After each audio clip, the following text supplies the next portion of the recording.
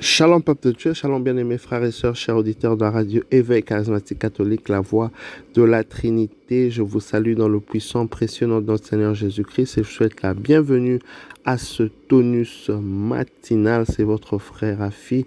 J'aimerais bien aimer que nous puissions confier ces instants au Seigneur, confier notre journée à Dieu. Est-ce que nous pouvons élever la voix ensemble pour bénir le nom de Dieu? Père, merci pour ce moment, merci pour ton amour, ta fidélité.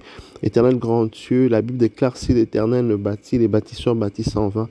C'est pourquoi nous aimerons ce jour te confier, Éternel Dieu, tout ce que nous allons faire, notre journée, nos activités, la parole qui sera dite, Éternel Dieu, qu'elle tombe sur des terres fertiles, qu'elle porte du fruit et en abondance au nom de Jésus-Christ. Saint-Esprit, remplit l'atmosphère spirituelle et physique de ce moment.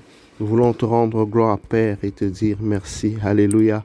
Je bénis le nom du Seigneur, bien-aimé. En ce jour, nous allons lire la parole de Dieu qui est tirée du livre de Matthieu, Matthieu 11, 25.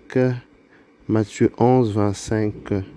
Nous allons dire, en ce temps-là, Jésus prit la parole et dit, Père Seigneur du ciel et de la terre, je proclame ta louange, ce que tu as caché aux sages et aux savants, tu l'as révélé aux tout petits. Oui, Père, tu l'as voulu ainsi dans ta bienveillance.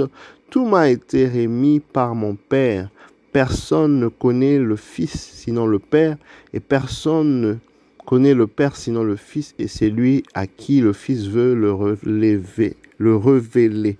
Alléluia, je bénis le Seigneur pour cette parole en ce jour.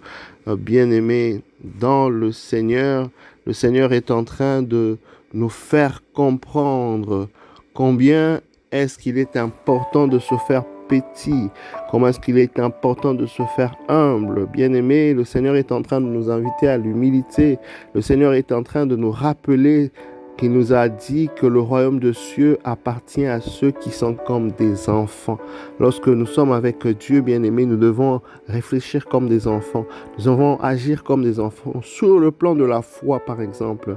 Vous voyez, nous devons être en mesure, bien-aimé, de comprendre que la foi ne se raisonne pas, ça ne se calcule pas, ça se réfléchit pas. Ça sont des personnes adultes qui aiment avoir le contrôle, qui aiment comprendre les choses. Mais le problème, c'est que ça fait obstacle à la foi. Un enfant va croire de manière aveugle. Le Seigneur est en train de nous indiquer en ce matin, pour le domaine de la foi, par exemple, qu'on doit se faire petit, qu'on doit se comporter comme des enfants. Je l'indique sur le plan de la foi, où nous devons croire aveuglement, c'est-à-dire nous abandonner à Dieu, faire 100% confiance à Dieu, peu importe ce par lequel nous sommes en train de passer. Il est en train de nous indiquer qu'on doit se faire petit. Parfois on comprend, parfois on ne comprend pas. Mais lorsque même on ne comprend pas, bien aimé, faisons-nous petits devant Dieu.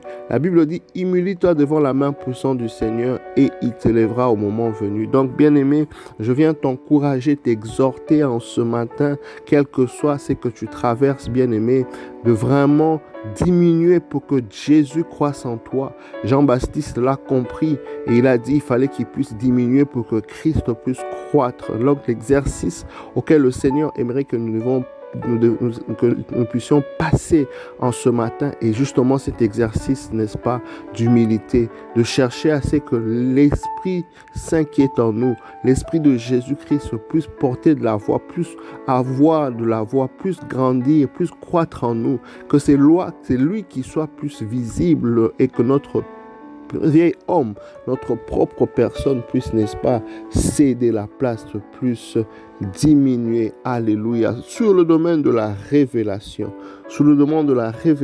aussi, on se doit de se faire petit si nous devons comprendre les choses de Dieu, avoir accès aux secrets de Dieu. Vous voyez, la Bible est en train de nous dire dans le livre de Matthieu que nous avons lu tout à l'heure, c'est que Jésus est en train de se réjouir de ce que Dieu a caché aux savants, ce que Dieu a caché aux grands, il a révélé aux plus petits. Leur petitesse, leur humilité leur a donné l'accès à des informations privilégiées, à des informations, n'est-ce pas, de valeur de la part du Seigneur. Lorsque nous connaissons déjà, qu'est-ce que le Seigneur va faire? lorsque nous sommes déjà arrivés. Qu'est-ce que le Seigneur? Ce n'est que lorsque le vase est vide, ce n'est que lorsqu'il y a un besoin que Dieu peut agir. C'est qu'un homme a déjà résolu. Qu'est-ce que Dieu pourra faire?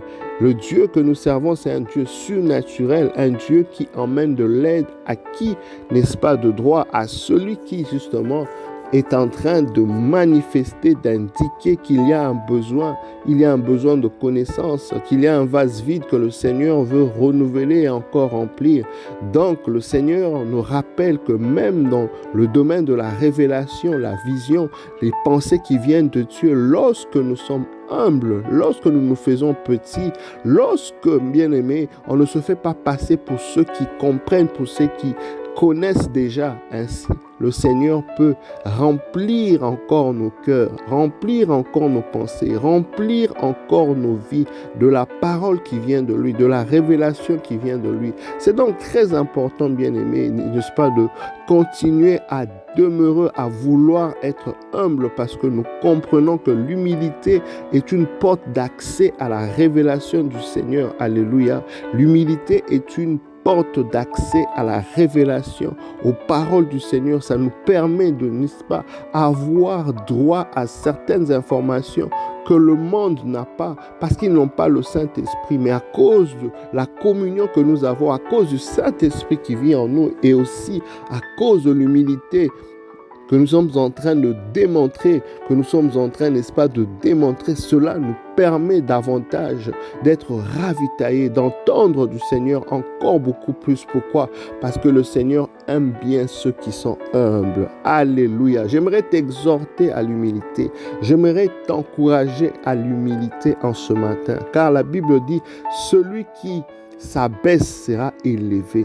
Celui qui s'élève sera abaissé. Ça, c'est quelque chose que le Seigneur a établi, où c'est vraiment, tu dois le faire confiance, tu dois t'abandonner. Ne cherche pas à avoir, n'est-ce pas, l'honneur qui vient des hommes. Non, recherche que le témoignage de ta personne soit favorable par le ciel. Le ciel est un témoignage favorable en ta personne.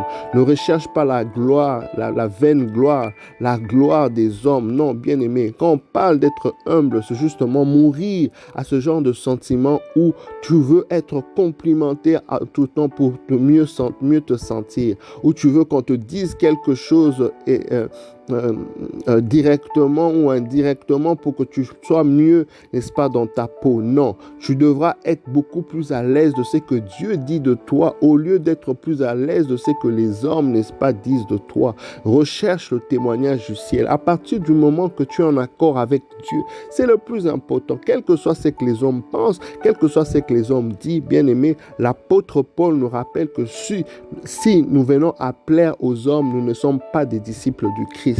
Recherche donc, bien aimé, la parole qui vient de Dieu, le témoignage qui vient de Dieu, et non la vaine gloire. L'humilité, justement, consiste aussi à mourir à ce genre de sentiment, d'émotion où nous voulons toujours entendre des choses positives. Ça peut arriver, et lorsque ça arrive, sache que tu dois toujours ramener la gloire à Dieu. Ça fait partie aussi, n'est-ce pas, de l'humilité. Lorsqu'on te complimente, lorsque tu as été béni, lorsque tu as des choses, savoir remettre en tout moment la gloire au Seigneur. Savoir dire que ce n'est pas toi, ce n'est pas ta force qui l'a procréé, ce n'est pas ton intelligence, ta sagesse, mais c'est Dieu qui te l'a donné. Voilà un cœur humble. Voilà, n'est-ce pas, un cœur que le Seigneur est en train de rechercher en ce matin.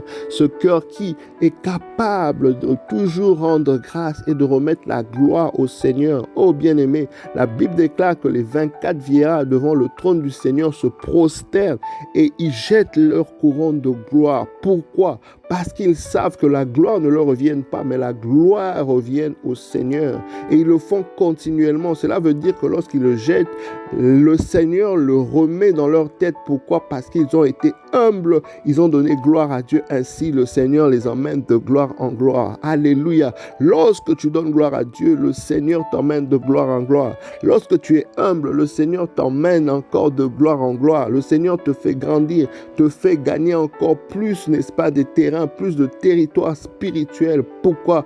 parce que tu l'as honoré, parce que tu l'as élevé. Oui, j'aimerais t'encourager en ce matin, j'aimerais tant t'exhorter en ce matin à l'humilité, à se faire petit devant Dieu, et le Seigneur t'élèvera toujours devant les hommes. Ne cherche pas à vouloir être élevé seul devant les hommes, parce que là, c'est la vaine gloire.